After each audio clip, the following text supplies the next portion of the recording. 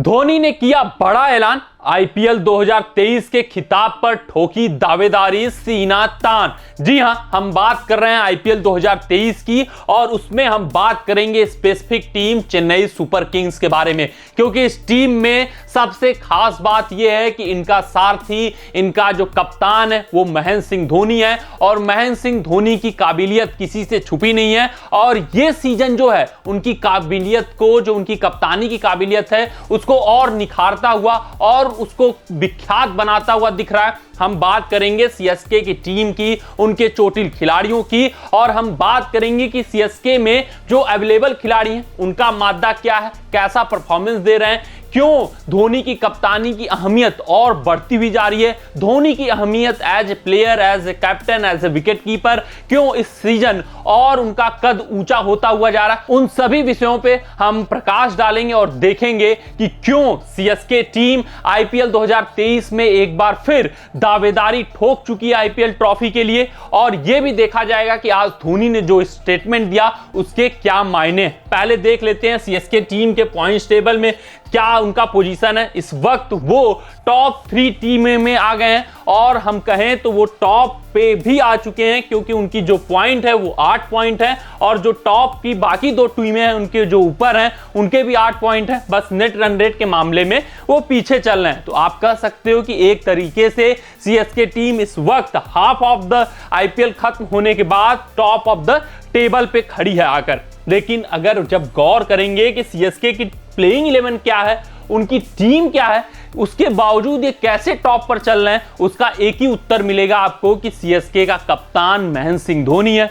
वो जानते हैं कि कैसे जो अवेलेबल रिसोर्सेज हैं उनका बखूबी इस्तेमाल कैसे किया जाए। अगर हम सीएसके के बॉलिंग अटैक पर नजर डालेंगे तो आपको यहां पे एक ऐसी बॉलिंग अटैक दिखेगी, खासकर पेस डिपार्टमेंट, जिससे उनको 12 ओवर एटलीस्ट निकलवाने होते हैं। तो आप समझ सकते हैं कि 20 ओवरों में 12 ओवर उनके पास ऐसे बॉलर्स हैं जिन्होंने कभी इंटरनेशनल मैचेस नहीं खेले हैं और उनके पास उतना अनुभव भी नहीं है। मतलब सारा की सारी जिम्मेदारी महेंद्र सिंह धोनी पर आ जाती है कि उनका उपयोग कैसे करें, किसके खिलाफ करें और कब करें, और वो बखूबी इस चीज को जानते हैं और अंजाम देते हुए भी दिख रहे हैं। अगर हम सीएसके के पेस डिपार्टमेंट पे जाएं तो तुषार देशपांडे, आपको भी पता होगा कि शुरुआती मैच में जो हार का कारण था पहले मैच में सीएसके के लिए, वो तुषार देशपांडे की लचर गेंदबाजी की वजह से हारी थी। एन मौकों पे ये नो बॉल दे दिया करते हैं, जिस कारण इनको हार का सामना करना पड़ता है। काफी एक्सपेंसिव है, दर मैच दर जरूर इनके परफॉर्मेंस में इंप्रूवमेंट आ रहा है, लेकिन इनका जो इंटरनेशनल एक्सपीरियंस है वो नहीं है।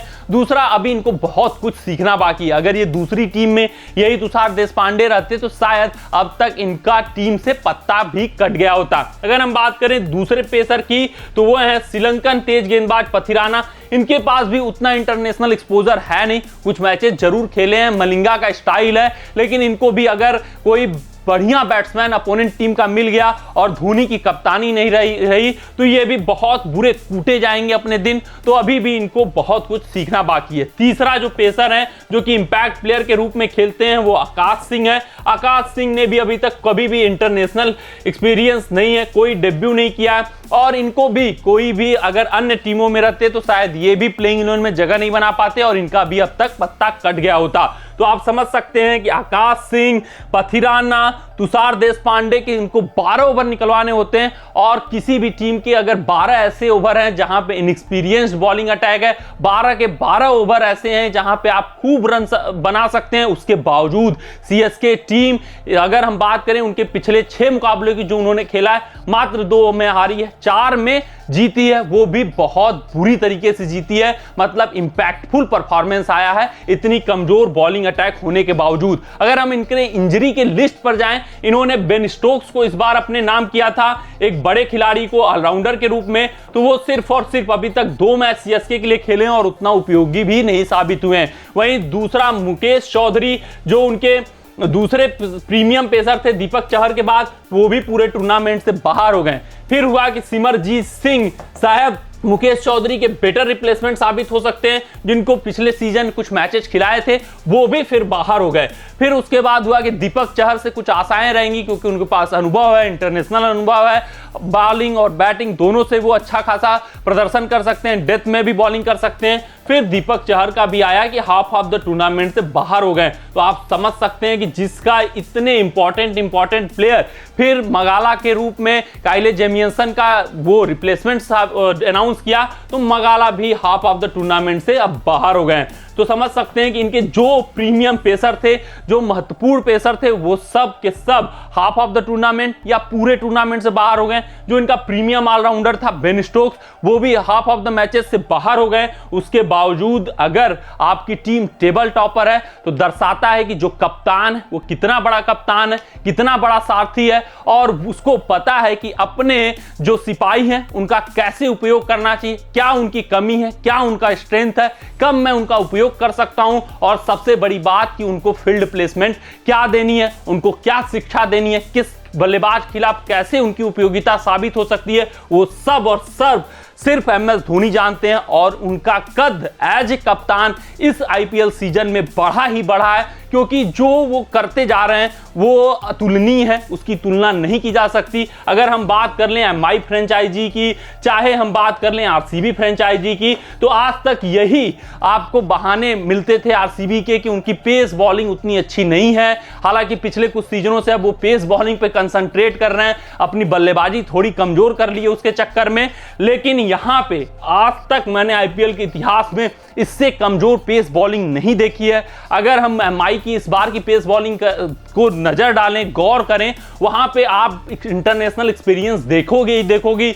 जैसन वैंड्रॉप के रूप में आपको इंटरनेशनल ऑस्ट्रेलियन पेस बॉलर दिखते हैं, प्लस रिले मेरेडिथ भी ऐड ऑन हो चुके हैं। तो वो लोग एडिशन करते रहते हैं, नए नए बॉलर्स बुलाते रहते हैं। लेकिन CSK के कप्तान को पता है कि मुझे अपने अवेलेबल रिसोर्सेज को कैसे बखूबी अंजाम देना है, कैसे उनका उपयोग करना है, और वो करते हुए भी दिख रहे हैं कि कब आकाश सिंह का प्रयोग करना है, कब पथिराना का प्रयोग करना है, कब तुषार देशपांडे का प्रयोग करना है। अगर वो पिटे तो उनको कैसे बैक करना है, वहीं अपने स्पिनरों को कैसे चलायमान रखना है, क्योंकि ये जो इनका पेस इनएक्सपीरियंस पेस अटैक है उसमें इनके स्पिनर काफी महत्वपूर्ण हो जाते हैं। रविंद्र जडेजा, मोइन अली, तीक्षणा, ये तीनों का इंपॉर्टेंट रोल हो जाता है, क्योंकि जो पेसर्स होंगे, जो जिस दिन बुरा दिन रहेगा, इन्हीं स्पिनरों से उनके ओवर काटे जाएंगे।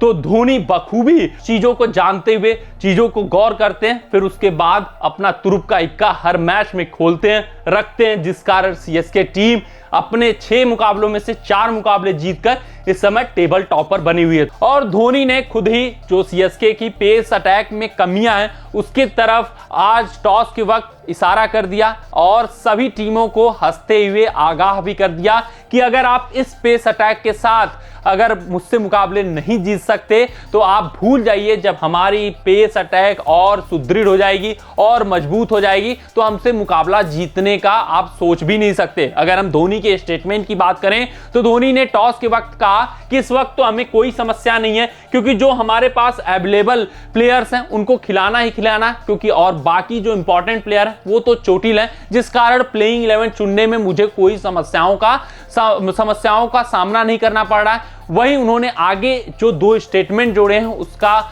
बहुत ही मायने निकलते हैं। उन्होंने कहा समस्या तो तब बढ़ेगी जब मेरी पूरी की पूरी टीम फिट हो जाएगी, जब मेरे जो मेन प्लेयर हैं जिनके दम पे मैंने ये टीम इस साल खड़ी की हुई है वो जब फिट हो जाएंगे और वापसी करेंगे तब मेरा हेडक बढ़ेगा। और साथ ही साथ उन्होंने मुस्कान दी, और उस मुस्कान का ये अर्थ निकलता है कि सिर्फ और सिर्फ धोनी का ही हेडक नहीं बढ़ेगा बल्कि अपोनेंट टीमों का भी हेडक बढ़ता हुआ नजर आएगा, क्योंकि जब CSK की इस कमजोर बॉलिंग अटैक के सामने वो कुछ नहीं कर पा रहे हैं, वो मुकाबले नहीं जीत पा रहे हैं धोनी से, तो तब क्या होगा जब CSK की तरफ से दीपक चहर, बेन स्टोक्स, मगाला जैसे प्लेयर्स फिट हो जाएंगे और वो खेलते हुए इस प्लेइंग 11 में दिखेंगे तो कितना डेंजरस प्लेइंग 11 हो जाएगा। तो CSK की कप्तान कितने और खतरनाक हो जाएंगे जब उनकी टीम खतरनाक हो जाएगी। और सीजर का एक ही स्टेटमेंट मुझे याद आता है कि Caesar is even more dangerous than danger. तो आज के अपने इस रिपोर्ट में बस इतना ही। आप सभी अपना ध्यान रखें, सुरक्षित रहें, स्वस्थ रहें, मस्त रहें। जय हिंद, जय भारत। अगर ये वीडियो आपको पसंद आया हो तो इसे लाइक और शेयर करें, और क्रिकेट से जुड़ी अन्य जानकारियों के लिए हमारे चैनल को सब्सक्राइब करना ना भूलें।